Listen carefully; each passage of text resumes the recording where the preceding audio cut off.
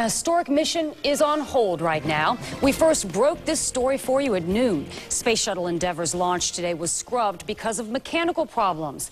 This is the next to last Space Shuttle liftoff and was expected to be the biggest crowd of spectators in years, which included the mission commander's wife, wounded Congresswoman Gabrielle Giffords. President Obama and his family, who were expected to attend the launch, still made the trip to the Kennedy Space Center.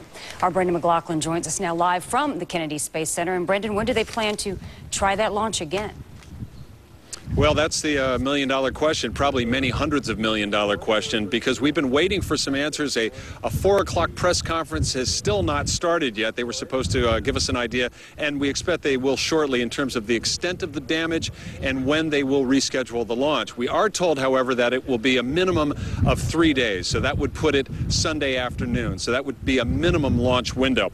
Now, this technical glitch disappointed hundreds of thousands of people expected here, along with the President of the United States, the press, all of whom were looking forward to seeing a shuttle launch before it's too late. The astronauts were in the Astrovan, headed for the launch pad, but when they turned right instead of left, we knew it was over, and it wasn't because of the weather. The issue is with one of our auxiliary power units, which provides the power to the hydraulic system for the orbiter.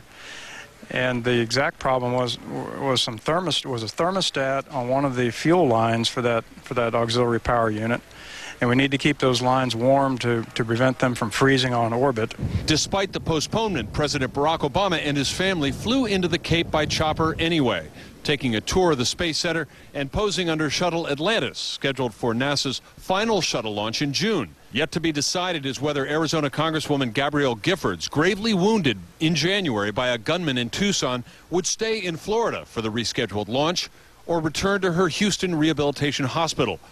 Her husband, Mark Kelly, would have taken his 4th trip into space today as commander of the Shuttle Endeavour. You know, that's the nature of our business. We'll fly no orbiter before it's time, and today she just wasn't ready to go. Okay, a couple of things. First of all, to clarify, the earliest launch date would be Monday afternoon, Monday between 2 and 4 o'clock, somewhere in that window. Also, we found out just recently that the president met with Gabrielle Giffords, the Arizona Congresswoman, who was here to see the launch as well, for about 10 minutes before he took a tour of the Space Center with his children and his wife. And also, on the weather question, we were interested to find out if there had not been a technical glitch, would the weather have been a go? Because it's been quite windy all day here, and we found out that indeed the weather was okay to go. But there are so many reasons that a shuttle launch can be scrubbed. In fact, one NASA official said that anytime a shuttle actually goes off, it's a miracle.